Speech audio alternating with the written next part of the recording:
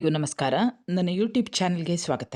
ವಿದ್ಯಾರ್ಥಿಗಳೇ, ಇಂದಿನ ವಿಡಿಯೋದಲ್ಲಿ ನಾನು ಮಾಸ್ತಿ ವೆಂಕಟೇಶ ಅಯ್ಯಂಗಾರ್ ಇವರು ಬರೆದ ನಿಜಗಲ್ಲಿನ ರಾಣಿ ಅನ್ನುವಂತಹ ಕಥೆಯ ಸಾರಾಂಶವನ್ನು ಹೇಳ್ತೇನೆ. ವಿದ್ಯಾರ್ಥಿಗಳೇ, ಈ ಒಂದು ಕಥೆಗೆ ಸಂಬಂಧಿಸಿದ ಹಾಗೆ ಕೆಲವು ಪ್ರಶ್ನೆಗಳಿವೆ. 8 ಅಂಕದ ಪ್ರಶ್ನೆಗಳು, ಒಟ್ಟಿಗೆ 3 ಪ್ರಶ್ನೆಗಳಿವೆ. ಅದರಲ್ಲಿ ಯಾವೊಂದು ಪ್ರಶ್ನೆ ಬಂದರೂ ಕೂಡ ನಾನು ಮುಂದೆ ಹೇಳುವಂತಹ ಕಥೆಯನ್ನೇ ಬರೆದರೆ ಸಾಕಾಗ್ತದೆ. ಹೆಣ್ಣೊಬ್ಬಳ ತ್ಯಾಗ ಬಲಿದಾನದ ಕತೆ ನಿಜಗಲ್ಲಿನ ರಾಣಿ ಕಥೆಯಲ್ಲಿ ಹೇಗೆ ಚಿತ್ರಿತವಾಗಿದೆ ವಿವರಿಸಿರಿ. 2ನೇ ಪ್ರಶ್ನೆ ನೋಡಿ. ಹೊರಗಿನ ಶತ್ರುಗಳಿಗಿಂತ ಒಳಗಿನ ಬಂಧು ಮಿತ್ರರೆನಿಸಿಕೊಂಡವರೇ ಹೆಚ್ಚು ಅಪಾಯಕಾರಿಗಳಾಗುವುದಕ್ಕೆ ನಿಜಗಲ್ಲಿನ ರಾಣಿ ಕಥೆ ಹೇಗೆ ನಿದರ್ಶನವಾಗುತ್ತದೆ ವಿವರಿಸಿರಿ. 3ನೇ ಪ್ರಶ್ನೆ ನೋಡಿ. ಗಿರಿಜವ್ವೆ ನಿಜಗಲ್ಲಿನ ಊರದೇವಿ ಎನಿಸಿಕೊಂಡ ಸಂದರ್ಭವನ್ನು ಕಥೆಯ ಹಿನ್ನೆಲೆಯಲ್ಲಿ ವಿವರಿಸಿರಿ. ಈ ಪ್ರಶ್ನೆಗೆ ಉತ್ತರ ಹೀಗಿದೆ ನೋಡಿ. ಕಥೆ ದೊಡ್ಡದಾಗಿದೆ, ಸ್ವಲ್ಪ ಸಂಕ್ಷಿಪ್ತವಾಗಿ ಹೇಳಿಬಿಡ್ತೇನೆ. 200 ವರ್ಷಗಳ ಹಿಂದೆ ಇದ್ದಂತಹ ಅನೇಕ ಪಾಳೆಯ ಪಟ್ಟುಗಳಲ್ಲಿ ನಿಜಗಲ್ಲಿನಲ್ಲಿ ಒಂದು ಪಾಳೆಯ ಪಟ್ಟು ಇತ್ತು. ಆ ಕಾಲದಲ್ಲಿ ಮರಾಠೆಯವರು ಆಗಾಗ ಮೈಸೂರಿನ ಮೇಲೆ ದಂಡೆತ್ತಿ ಬರ್ತಾ ಇದ್ರು. ಮಹಾರಾಷ್ಟ್ರ ದೇಶದಿಂದ ಬೆಂಗಳೂರಿನ ಕಡೆಗೆ ಬರಬೇಕಾದ್ರೆ ನಿಜಗಲ್ಲು ದಾರಿಯಲ್ಲಿ ಸಿಕ್ಕುವುದು. ಈ ನಿಜಗಲ್ಲು ಅನ್ನುವಂಥದ್ದು ಈಗಲೂ ಇದೆ. ಮಹಾರಾಷ್ಟ್ರದಿಂದ ಬರುವಾಗ ಬೆಂಗಳೂರಿನ ಕಡೆಗೆ ಬರಬೇಕಾದ್ರೆ ಈ ಒಂದು ಊರು ಸಿಗ್ತದೆ. ಮರಾಠೆಯವರು ದಂಡೆತ್ತಿ ಬಂದಾಗ ನಿಜಗಲ್ಲಿನ ಪಾಳಯಗಾರರು ಇಲ್ಲವೇ ಅವರಿಗೆ ಕಪ್ಪವನ್ನು ಕೊಟ್ಟು ಅವರ ಜೊತೆಗೆ ತಮ್ಮ ದಂಡನ್ನು ಸ್ವಲ್ಪ ಅವರ ಜೊತೆಗೆ ಕಳಿಸಿಕೊಡ್ಬೇಕು. ದಂಡ ಅಂದರೆ ಸೈನ್ಯವನ್ನು ಕಳಿಸಿಕೊಡ್ಬೇಕು. ಇಲ್ಲದೇ ಇದ್ದರೆ ಮೈಸೂರು ಅರಸರ ಸಾಮಂತರು ಎಂದು ಮರಾಠೆಯವರೊಂದಿಗೆ ಹೋರಾಡಬೇಕಿತ್ತು. ಹೀಗೆ ಈ ಎರಡರಲ್ಲಿ ಯಾವುದನ್ನಾದರೂ ಒಂದನ್ನು ಆಯ್ಕೆ ಮಾಡಿಕೊಳ್ಳಲೇಬೇಕಿತ್ತು. ಈ ನಿಜಗಲ್ಲಿನಲ್ಲಿ ರಾಮರಸ ನಾಯಕ ಅನ್ನುವಂತಹ ಒಬ್ಬ ಆ ಪಾಳಯಗಾರರಲ್ಲಿ ಒಬ್ಬ ನಾಯಕ ಇದ್ದ. ಆ ರಾಮರಸ ನಾಯಕನ ತಂದೆಯ ಹೆಸರು ತಿಮ್ಮರಸ ನಾಯಕ. ತಿಮ್ಮರಸ ನಾಯಕನ ನಂತರ ರಾಮರಸ ನಾಯಕನೇ ಈ ಸಿಂಹಾಸನವನ್ನು ಏರ್ತಾನೆ. ಈ ಸಿಂಹಾಸನವನ್ನು ಏರುವಾಗ ಅಂದರೆ ಅವನಿಗೆ ಪಟ್ಟವನ್ನು ಕಟ್ಟುವಾಗ ಈ ರಾಮರಸ ನಾಯಕನಿಗೆ 25 ವರ್ಷವಾಗಿತ್ತು. ಅವನು ಆ ಪಟ್ಟವನ್ನು ಏರಿದ ತಕ್ಷಣ ಇಡೀ ಪಾಳೆಯಗಾರರಲ್ಲೇ ಬಹಳ ಒಳ್ಳೆಯವನು ಅನ್ನುವಂಥ ಒಂದು ಹೆಸರನ್ನು ಪಡಿತಾನೆ. ಈ ಪಾಳೆಯಕ್ಕೆ ಸೇರಿದಂತಹ ಸುಮಾರು 50 ಗ್ರಾಮಗಳನ್ನು ಬಿಟ್ಟು ಆಚೆಗೆ ಹೋಗಿ ಅವನೇನೋ ಹಣ ವಸೂಲಿ ಮಾಡ್ತಾ ಇರಲಿಲ್ಲ. ತನ್ನ ಗ್ರಾಮಗಳಲ್ಲಿಯೂ ಕೂಡ ವಾಡಿಕೆಗೆ ಎಷ್ಟೋ ಅಷ್ಟನ್ನು ಮಾತ್ರ ಆತ ವಸೂಲು ಮಾಡ್ತಾ ಇದ್ದ, ಈ ಹಣವನ್ನು ವಸೂಲು ಮಾಡ್ತಾ ಇದ್ದ. ಹೀಗೆ ಅವನು ಬಹಳ ಒಳ್ಳೆಯವನಾಗಿ ತನಗೇನು ವಹಿಸಿದಂತಹ ಕಾರ್ಯವನ್ನು ಅವನು ಮಾಡ್ತಾ ಇದ್ದ. ಇಂತಹ ಪಾಳಯಗಾರರಲ್ಲಿಯೇ ಅತಿ ಪ್ರಸಿದ್ಧನಾಗಿದ್ದಂತಹ ರಾಮರಸ ನಾಯಕನ ಹೆಂಡತಿಯ ಹೆಸರು ಲಕುಮವ್ವೆ. ಆಕೆಯನ್ನು ಮದುವೆಯಾಗಿ ಆತನಿಗೆ 10 ವರ್ಷವಾದರೂ ಕೂಡ ಮಕ್ಕಳಾಗಲಿಲ್ಲ ಅನ್ನುವಂಥ ಒಂದು ದುಃಖ ಆತನಲ್ಲಿರ್ತದೆ. ಇದಕ್ಕಾಗಿ ಪುತ್ರ ಸಂತಾನವನ್ನು ಪಡೆಯುವುದಕ್ಕಾಗಿ ಅವನು ಅನೇಕ ಪುಣ್ಯ ಕಾರ್ಯಗಳನ್ನು ಮಾಡಿದರೂ ಕೂಡ ಯಾವುದೇ ಪ್ರಯೋಜನವಾಗುವುದಿಲ್ಲ. ಆಗ ಊರಿನವರೆಲ್ಲ ಒಂದು ಮಗುವನ್ನು ದತ್ತು ತೆಗೆದುಕೋ ಅಂತ ಒಂದು ಸಲಹೆಯನ್ನು ಕೊಡ್ತಾರೆ. ಆದರೆ ರಾಮರಸ ನಾಯಕ ಇದಕ್ಕೆ ಒಪ್ಪುವುದಿಲ್ಲ. ಇದನ್ನು ತಿಳಿದಂತಹ ಲಕುಮವ್ವೆ ಆತನ ಹೆಂಡತಿ ತನ್ನ ಸಂಬಂಧಿಕರಲ್ಲೇ ಒಬ್ಬಳಾದಂತಹ ಗಿರಿಜವ್ವೆ ಅನ್ನುವಂಥ ಒಂದು ಹುಡುಗಿಯನ್ನು ಕರ್ಕೊಂಡು ಬಂದು 2-3 ವರ್ಷ ತನ್ನ ಅರಮನೆಯಲ್ಲಿ ಇಟ್ಕೊಳ್ತಾಳೆ. ಕೊನೆಗೆ ಆಕೆಯನ್ನು ಮದುವೆಯಾಗಲು ತನ್ನ ಪತಿಯಾದಂಥ ರಾಮರಸ ನಾಯಕನಿಗೆ ಹೇಳ್ತಾಳೆ. ಆದರೆ ತಾನು ಅವಳನ್ನು ಏನಾದರೂ ಮದುವೆ ಆದರೆ, ಈ ಗಿರಿಜವ್ವೆಯನ್ನು ಮದುವೆ ಆದರೆ ನಿನ್ನನ್ನು ಅವಳು ಅಸಡ್ಡೆ ಮಾಡಿಬಿಡ್ಬೋದು ಅಂತ ಯೋಚನೆ ಹೇಳಿ ಅವಳನ್ನು ಮದುವೆ ಆಗಲಿಕ್ಕೆ ಒಪ್ಪುವುದಿಲ್ಲ. ಆದರೆ ಲಕುಮವ್ವೆ ಹೇಳ್ತಾಳೆ, ತನ್ನಿಂದಾಗಿ ನಿನ್ನ ವಂಶ ನಿಲ್ಲುವುದು ಬೇಡ ಅಂತ ತಿಳಿಸಿ ಹೇಳಿ ಕೊನೆಗೆ ರಾಮರಸನನ್ನು ಒಪ್ಪಿಸಿ ಗಿರಿಜವ್ವೆಯನ್ನು ಮದುವೆ ಮಾಡಿಬಿಡ್ತಾಳೆ. ಹೀಗೆ ಆಕೆಯನ್ನು ಮದುವೆ ಮಾಡಿಕೊಂಡು ಅರಮನೆಗೆ ಬಂದಾಗ ಈ ಗಿರಿಜವ್ವೆಯ ಸ್ವಭಾವದ ಬಗ್ಗೆ ಇಬ್ಬರಿಗೂ ಕೂಡ ಒಂದು ಸಂಶಯ ಇರ್ತದೆ. ಆದರೆ ಆ ಸಂಶಯ ಸುಳ್ಳಾಗುವ ರೀತಿಯಲ್ಲಿ ಆಕೆ ನಡ್ಕೊಳ್ತಾಳೆ, 1 ವರ್ಷದಲ್ಲೇ ನಡ್ಕೊಳ್ತಾಳೆ. ಹೀಗೆ 1 ವರ್ಷ ತಮ್ಮೊಂದಿಗೆ ಬಾಳ್ವೆಯನ್ನು ನಡೆಸಿದಂತಹ ಈ ಗಿರಿಜವ್ವೆಯನ್ನು ಕಂಡು ಅವರಿಗೆ ಬಹಳಷ್ಟು ಖುಷಿಯಾಗ್ತದೆ. ಅಂತೂ ಗಿರಿಜವ್ವೆ ಲಕುಮವ್ವೆಯನ್ನು ಶ್ರದ್ಧೆಯಿಂದ ಕಾಣುವುದಿಲ್ಲ, ಅಂದರೆ ನಿರ್ಲಕ್ಷ್ಯ ಮಾಡುವುದಿಲ್ಲ. ಲಕುಮವ್ವೆಯನ್ನು ನೋಡಿಕೊಳ್ಳುವುದು ತನ್ನ ಕರ್ತವ್ಯ ಅಂತ ಅವಳು ಮಾಡ್ತಾಳೆ. ಆದರೆ ಈ ಗಿರಿಜವ್ವೆಯ ಕೆಲವು ಸಂಬಂಧಿಕರು ಈ ಲಕುಮವ್ವೆಯನ್ನು ನಿರ್ಲಕ್ಷ್ಯ ಮಾಡಲಿಕ್ಕೆ ಹಲವಾರು ಉಪಾಯಗಳನ್ನು ಮಾಡ್ತಾರೆ. ಆದರೆ ಗಿರಿಜವ್ವೆ ಆ ರೀತಿ ಮಾಡುವುದಿಲ್ಲ. ಈ ಗಿರಿಜವ್ವೆ ಲಕುಮವ್ವೆಯನ್ನು ದೂರ ಮಾಡು, ನೀನು ಅವಳೊಟ್ಟಿಗೆ ಇರಬೇಡ ಅಂತ ಹೇಳಿದಂತಹ ಊರಿನವರು ಇರ್ಬೋದು, ಸಂಬಂಧಿಕರು ಇರ್ಬೋದು. ಆಗ ಅವರಿಗೆ ಹೇಳ್ತಾಳೆ, ಮನೆ ಅವಳದ್ದು, ತಾನಿದ್ದುಕೊಂಡೇ ನನ್ನನ್ನು ಈ ಅರಮನೆಗೆ ಕರ್ಕೊಂಡು ಬಂದಳು. ಅವಳು ಕೊಟ್ಟ ಅರ್ಧ ನನ್ನದು, ಅಂದರೆ ಅವಳ ಗಂಡನನ್ನೇ ನನಗೆ ಕೊಟ್ಟಿದ್ದಾಳೆ. ನಾನು ಈ ಸಾಲವನ್ನೇ ನಿಭಾಯಿಸಬೇಕಾಗಿದೆ. ಅವಳ ಅರ್ಧವನ್ನು ಇನ್ನೂ ಅವಳ ಅರ್ಧವನ್ನು ಕಿತ್ತುಕೊಂಡು ನಾನು ಪಾಪ ಕಟ್ಟಿಕೊಳ್ಬೇಕೆ? ದೇವರ ಕೃಪೆಯಿಂದ ಈಗ ನಾನು ರಾಣಿಯಾಗಿದ್ದೇನೆ.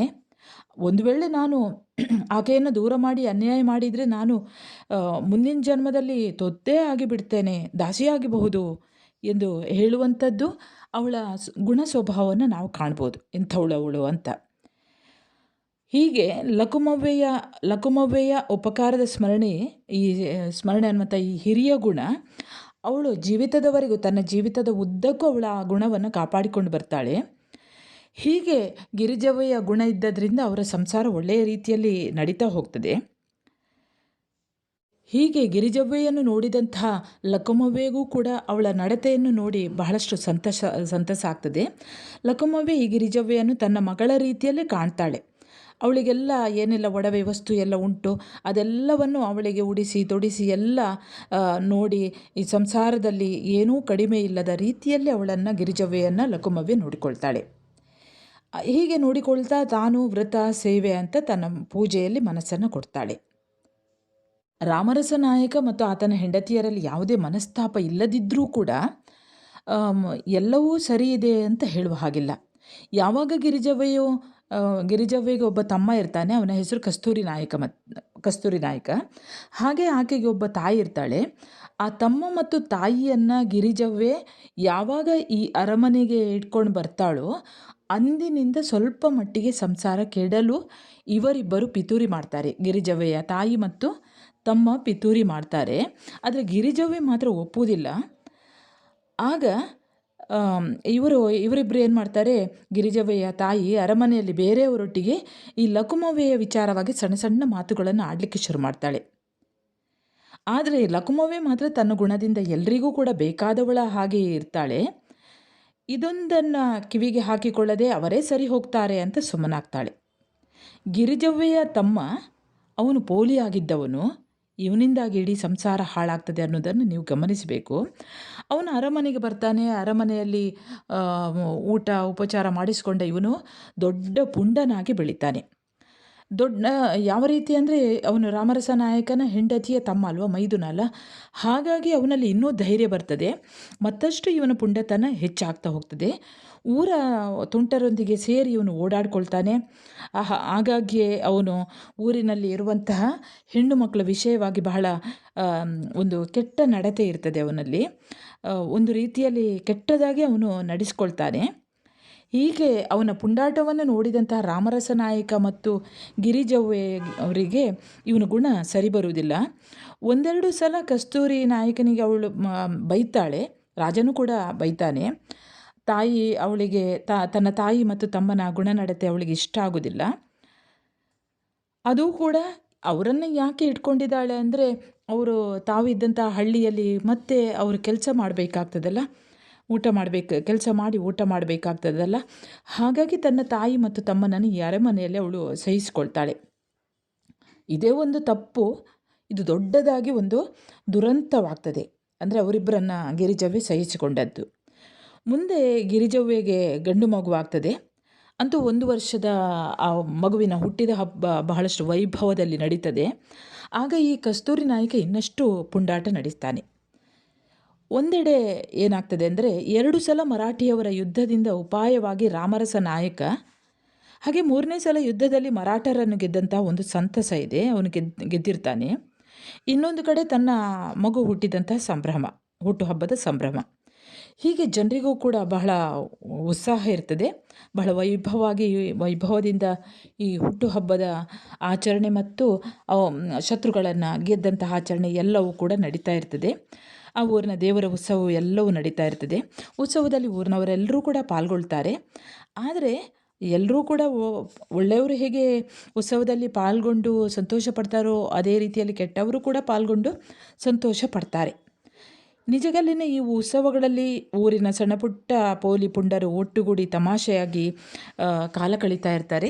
ಅವರಿಗೆಲ್ಲ ಮುಂದಾಳುವಾದದ್ದು ಇವನು ಕಸ್ತೂರಿ ನಾಯಕ. ಅವರೆಲ್ಲ ರಾತ್ರಿ ಗುಂಪುಗೂಡಿ ಮದ್ಯ ಕುಡಿದು 2-3 ದಿವಸ ಬಹಳಷ್ಟು ಗಮ್ಮತ್ತಲ್ಲಿ ಕಳೀತಾರೆ. ಇದು ಅವರು ಆ ರೀತಿ ವರ್ತಿಸುವುದು ರಾಮರಸ ನಾಯಕನ ಕಿವಿಗೆ ಬೀಳ್ತದೆ. ಆಗ ಅವನು ಗಿರಿಜವ್ವೆಯನ್ನು ಕರೆದು, ತನ್ನ ಹೆಂಡತಿಯನ್ನು ಕರೆದು, ನಿನ್ನ ತಮ್ಮನಿಗೆ ಬುದ್ಧಿ ಹೇಳು ಅಂತ ಹೇಳ್ತಾಳೆ. ಆಗ ಅವಳು ಬುದ್ಧಿ ಹೇಳ್ತಾಳೆ. ಆವಾಗ ಕಸ್ತೂರಿ ನಾಯಕ ಹೇಳ್ತಾನೆ, ನಾನು ಇಷ್ಟು ಸಂತೋಷದಲ್ಲಿ ಇರುವುದಕ್ಕೆ ನಿಮಗೇನು ತೊಂದರೆ ಅಂತ ಅವನೇ ಕೇಳಿಬಿಡ್ತಾನೆ. ಅಂತೂ ಆ ರಾತ್ರಿ ಇಡೀ ಅವನು ಹೆಚ್ಚು ಮದ್ಯ ಕುಡಿತಾ ಇರ್ತಾನೆ. ಹಾಗೆ ಕಸ್ತೂರಿ ನಾಯಕರ ಬುದ್ಧಿ ಕೂಡ ಸ್ವಾಧೀನ ತಪ್ತದೆ. ದೇವರ ಉತ್ಸವದ ಗಲಭೆಯಲ್ಲಿ ಅವನು, ಅವನ ಜೊತೆಯವರು ಕೂಡ ಒಬ್ಬ ಕುಲಸ್ತ್ರೀ, ಒಬ್ಬ ಕುಲೀನ ಸ್ತ್ರೀ ಅಂದರೆ ಮರ್ಯಾದಸ್ಥ ಸ್ತ್ರೀಯೊಬ್ಬಳ ಮೇಲೆ ಇವರು ಕೈ ಹಾಕ್ತಾರೆ. ಆಗ ಜನರೆಲ್ಲ ಬಂದು ಪುನಃ ರಾಜನಲ್ಲಿಗೆ ದೂರು ಕೊಡ್ತಾರೆ. ಆಗ ಅವನು ಏನು ಮಾಡ್ತಾನೆ, ಅಯ್ಯೋ ನನ್ನ ಮೈದುನಿಂದಾಗಿ ಈ ರೀತಿಯ ಕೆಟ್ಟ ಹೆಸರು ಬರ್ತಾ ಉಂಟಲ್ಲ ಅಂತ ಅವನು ಸಭೆ ಕರೆದು ವಿಚಾರಣೆ ನಡೆಸ್ತಾನೆ. ರಾಮರಸ ನಾಯಕ ಕಸ್ತೂರಿ ನಾಯಕನ ತಪ್ಪು ಇರುವುದನ್ನು ಅರಿತು ಅವನನ್ನು ಎಲ್ಲರ ಎದುರಿಗೆ ಬೈದು ಬಿಡ್ತಾನೆ. ಹೀಗೆ ನೀನು ಮುಂದೆ ಮಾಡಬೇಡ, ಹೀಗೆಲ್ಲ ಮಾಡಬೇಡ, ಮುಂದೆ ಏನಾದರೂ ಇಂತಹ ಕೆಟ್ಟ ಕೆಲಸವನ್ನು ಮಾಡಿದರೆ ನಾನು ನಿನಗೆ ಕ್ರೂರವಾದಂತಹ ಶಿಕ್ಷೆಯನ್ನು ಕೊಡ್ತೇನೆ ಅಂತ ಅವನು ಎಚ್ಚರಿಸ್ತಾನೆ. ಅರಮನೆಯಲ್ಲಿ ಗಿರಿಜವ್ವೆಯನ್ನು ಕಂಡು ನಿನ್ನ ತಮ್ಮನಿಂದ ನನಗೆ ಮಾನ ಉಳಿಯುವಂತಿಲ್ಲ ಅಂತೆಲ್ಲ ಹೇಳ್ತಾನೆ. ಮೊದಲೇ ತಮ್ಮನನ್ನು ಹಳ್ಳಿಗೆ ಕಳಿಸಬೇಕು ಅಂತ ಯೋಚಿಸಿದಂತಹ ಗಿರಿಜವ್ವೆ ನಾಯಕನ ಈ ಮಾತನ್ನು ಕೇಳಿ ತಮ್ಮನನ್ನು ಊರಿಗೆ ಕಳಿಸ್ತೇನೆ ಅಂತ ಹೇಳ್ತಾಳೆ. ಆದರೆ ಲಕುಮವ್ವೆ ಅವಳು ಒಂದು ತಪ್ಪನ್ನು ಮಾಡ್ತಾಳೆ. ಈ ಸಂದರ್ಭದಲ್ಲಿ ಅವಳು ಒಂದು ತಪ್ಪನ್ನು ಮಾಡ್ತಾಳೆ. ಆ ತಪ್ಪು ಯಾವುದಂದರೆ, ಏನೋ ಅವನು ಸಣ್ಣ ಹುಡುಗ, ಮುಂದೆ ಅವನು ಪುಂಡತನ ಮಾಡಲಿಕ್ಕಿಲ್ಲ, ಅವನಿಗೆ ಬುದ್ಧಿಯೆಲ್ಲ ರಾಜ ಹೇಳಿ ಆಯ್ತಲ್ವ, ಹಾಗಾಗಿ ಮುಂದಕ್ಕೆ ಅವನು ಸರಿ ಹೋಗ್ತಾನೆ ಅನ್ನುವಂತಹ ಈ ಮಾತೆ, ಲಕುಮವ್ವೆಯ ಮಾತೆ ಮುಂದೆ ದುರಂತಕ್ಕೆ ಇನ್ನೊಂದು ಕಾರಣ ಆಗ್ತದೆ. ಹೀಗೆ ಆಗ ಈ ಕಸ್ತೂರಿ ನಾಯಕ ಏನು ಮಾಡ್ತಾನೆ, ರಾಮರಸ ನಾಯಕ ಸಭೆಯಲ್ಲಿ ತನಗೆ ಅವಮಾನವನ್ನು ಮಾಡಿದ್ದಾನೆ, ಅದು ಅವನಿಗೆ ಬಹಳಷ್ಟು ಸಿಟ್ಟು ಬರ್ತದೆ, ಕೋಪ ಬರ್ತದೆ. ತಾನು ಏನು ತಪ್ಪು ಮಾಡಿದೆ ಅನ್ನೋದನ್ನು ಅವನು ಯೋಚನೆ ಮಾಡುವುದಿಲ್ಲ. ಅವನೇನಿದ್ರು ತನಗೆ ಹೀಗೆ ಅವಮಾನ ಮಾಡಿದಂತಹ, ತನಗೆ ಸಭೆಯ ಮಧ್ಯೆ ಅವಮಾನ ಮಾಡಿದಂತಹ ರಾಮರಸನನ್ನು ಏನಾದರೂ ಮಾಡಬೇಕು ಅಂತ ಅವನು ಯೋಚನೆ ಮಾಡಿಕೊಂಡು ಈ ಮರಾಠಿಗರನ್ನು ಬಳಸಿಕೊಳ್ಳಲಿಕ್ಕೆ ಅವನು ತೀರ್ಮಾನಿಸ್ತಾನೆ. ಅವರು ದಂಡೆತ್ತಿ ಬರ್ತಾರೆ. 3ನೇ ಸಲಕ್ಕೆ ಬಂದಾಗ ಅಜಾಗ್ರತೆಯಿಂದ ಸೋತು ಹಿಡಿದಿದ್ದ ಮಹಾರಾಷ್ಟ್ರ ಸೈನ್ಯ ಮತ್ತೆ 1 ತಿಂಗಳಲ್ಲಿ 1ಕ್ಕೆ 3ರಷ್ಟಾಗಿ ಬಂದದ್ದು ಕಸ್ತೂರಿ ನಾಯಕನಿಗೆ ಬಹಳಷ್ಟು ಒಳ್ಳೆಯ ಅವಕಾಶವಾಗಿ ಬರ್ತದೆ. ಈ ಸಲದ ಯುದ್ಧಕ್ಕೆ ಸಿದ್ಧವಾಗಿ ಇರದೇ ಇದ್ದಂತಹ ರಾಮರಸ ನಾಯಕ ಅಂದರೆ ಅವನಿಗೆ ಗೊತ್ತಿರುವುದಿಲ್ಲ. ಹೀಗೆ ಅವರು ದಂಗೆ ಹೇಳ್ತಾರೆ, ಒಮ್ಮೆಲೆ ಬಂದು ಬಿಡ್ತಾರೆ ಅನ್ನೋದು ರಾಮರಸ ನಾಯಕನಿಗೆ ಗೊತ್ತಾಗಿರುವುದಿಲ್ಲ. ಅವನೇನು ಮಾಡ್ತಾನೆ, ಈ ಮರಾಠಿಗರ ದೊಡ್ಡ ಸೈನ್ಯವನ್ನು ಸದೆಬಡಿಯಲ್ಲಂತ ಊರ ಜನರನ್ನು ಹುರಿಗೊಳಿಸಲಿಕ್ಕೆ ಸಿದ್ಧತೆ ಮಾಡಲಿಕ್ಕೆ ಅವನು ಮುಂದಾಗ್ತಾನೆ. ಸಾಧ್ಯವಾದರೆ ಪಾಳೆಯದ ಸೈನ್ಯವನ್ನು ಗುಂಪು ಕಟ್ಟಿಸಿ ಶತ್ರುವಿನ ಮೇಲೆ ಬೀಳಬೇಕು ಅಂತ ಯೋಚನೆ ಮಾಡ್ತಾನೆ. ಚಾರನೊಬ್ಬನನ್ನು ಮೈಸೂರು ಕಡೆಗೆ ಅಟ್ತಾನೆ. ಈ ಗುಂಪಿಗೆ ಸಭ್ಯರು ಮಾತ್ರವಲ್ಲದೆ ಪುಂಡರು ತುಂಟರು ಸೇರಬೇಕು ಅಂತ ಆಶಿಸ್ತಾನೆ. ಇದು ಕಸ್ತೂರಿ ನಾಯಕ ರಾಮರಸ ನಾಯಕನನ್ನು ಮತ್ತೆ ಮೆಚ್ಚಿಸಿ ತನ್ನ ಕಾರ್ಯವನ್ನು ಸಾಧಿಸಿಕೊಳ್ಳಲು ಸಹಾಯಕಾರಿಯಾಗಿ ಪರಿಣಮಿಸ್ತದೆ. ಅಂದರೆ ಅವನು ತನ್ನ ಪುಂಡರ ಸಹಾಯದಿಂದ ಇವನಿಗೆ ಸಹಾಯ ಮಾಡುವ ನಟನೆಯನ್ನು ಮಾಡ್ತಾನೆ. ಈ ವೇಳೆಗೆ ಕಸ್ತೂರಿ ನಾಯಕ ತಾನು ಹೀಗೆ ಮಾಡ್ತೇನೆ ಹಾಗೆ ಮಾಡ್ತೇನೆ ಅಂತ ಜಂಬ ಪಟ್ಟುಕೊಂಡು ರಾಮರಸ ನಾಯಕನ ಮೇಲೆ ತನಗಿದ್ದ ಅಧಿಕಾರವನ್ನು ಪುನಃ ಅವನು ಸ್ಥಾಪಿಸಿಕೊಳ್ತಾನೆ. ಹೀಗೆ ಕಸ್ತೂರಿ ನಾಯಕನಿಗೆ ಮೊದಲಲ್ಲಿ ತನ್ನ ಶಕ್ತಿ ಎಷ್ಟು ಇತ್ತು ಅನ್ನೋದು ರಾಮರಸನಿಗೆ ತೋರಿಸಬೇಕು ಅನ್ನುವಂತಹ ಉದ್ದೇಶದ ಹೊರತು ಬೇರೆ ಏನೂ ಇರಲಿಲ್ಲ. ಆದರೆ ಯಾವಾಗ ಕೆಲ ಜನ ತನ್ನ ಮಾತಿನಂತೆ ನಡೆದು ತಾನು ರಾಮರಸನಿಗಿಂತ ಗಟ್ಟಿಗ ಎಂದು ಭಾವಿಸ್ತಾರೋ ಆಗ ಅವನ ಮನಸ್ಸಿನಲ್ಲಿ ಒಂದು ದೂರ್ತ ಆಲೋಚನೆ ಉಂಟಾಗ್ತದೆ, ಕೆಟ್ಟ ಆಲೋಚನೆ ಉಂಟಾಗ್ತದೆ. ರಾಮರಸ ಎಷ್ಟರ ಮನುಷ್ಯ, ಅವನು ಯಾಕೆ ಪಾಳೆಗಾರನಾಗಿರಬೇಕು, ತಾನು ಯಾಕೆ ಆಗಬಾರ್ದು ಮರಾಠಿಯವರ? ಹೀಗಾಗಿ ಅವನೇನು ಮಾಡ್ತಾನೆ, ಮರಾಠಿಯವರ ಸೇನಾಪತಿಯ ಬಳಿಗೆ ಹೋಗಿ ತಾನು ಕೋಟೆಯನ್ನು ಬಿಟ್ಟು ಕೊಡ್ತೇನೆ ಅಂತ ಮಾತು ಕೊಟ್ಟು ಅವರು ರಾಮರಸನನ್ನು ಹಿಡಿಯುವಂತೆಯೋ ತನ್ನನ್ನು ಪಾಳೆಯಗಾರ ಎಂದು ಅವರು ಒಪ್ಪುವಂತೆಯೋ ಯಾಕೆ ಮಾಡಬಾರ್ದು ಅಂತ ಅವನು ಯೋಚನೆ ಮಾಡಿ, ಹೀಗೆ ಅವನು 3 ದಿನದಿಂದ ಅದೇ ಯೋಚನೆ ಮಾಡಿ ಅವನೇನು ಮಾಡ್ತಾನೆ, ರಾಮರಸನೊಂದಿಗೆ ಆ ಕೋಟೆಯನ್ನು ನೋಡಲಿಕ್ಕೆ ಹೋಗ್ತಾನೆ. ಹೋದಾಗ ಅವನೇನು ಮಾಡ್ತಾನೆ, ಆ ಆ ಕೋಟೆಗೆ ಕಾವಲಿನಲ್ಲಿರುವಂತಹ ಎಲ್ಲ ಒಳಸಂಚುಗಳನ್ನೆಲ್ಲ ತಿಳ್ಕೊಳ್ತಾನೆ. ಆ ದಿವಸವೇ ರಾತ್ರಿ ಮರಾಠರಲ್ಲಿಗೆ ಹೋಗ್ತಾನೆ ಅವನು. ಮಾರನೇ ದಿನ ಕೋಟೆಯ ಬಾಗಿಲು ತೆಗೆಯುವುದಾಗಿಯೂ ಮರಾಠಿಯವರು ಒಳನುಗ್ಗಿ ರಾಮರಸನನ್ನು ಸೆರೆ ಹಿಡಿಯಬೇಕು ಅಂತ ಮಾತ್ರ ಆತನನ್ನು ಕೊಲ್ಲಬಾರದು, ತನ್ನನ್ನು ಪಾಳೆಯಗಾರನಾಗಿ ಮಾಡಬೇಕು ಅಂತ ಅವರ ಹತ್ತಿರ ಏರ್ಪಾಡು ಮಾಡಿಕೊಂಡೇ ಬರ್ತಾನೆ. ಮಾರನೇ ದಿನ ರಾತ್ರಿ ಕಸ್ತೂರಿ ನಾಯಕ ತಾನು ಹೇಳಿದಂತೆ ಮರಾಠಿಯವರಿಗೆ ಹೇಳಿದ ಹಾಗೆ ಬಾಗಿಲು ತೆಗಿತಾನೆ, ಕೋಟೆಯ ಬಾಗಿಲನ್ನು ತೆಗೀತಾನೆ. ಮರಾಠಿ ಸೈನಿಕರು ಒಳನುಗ್ತಾರೆ.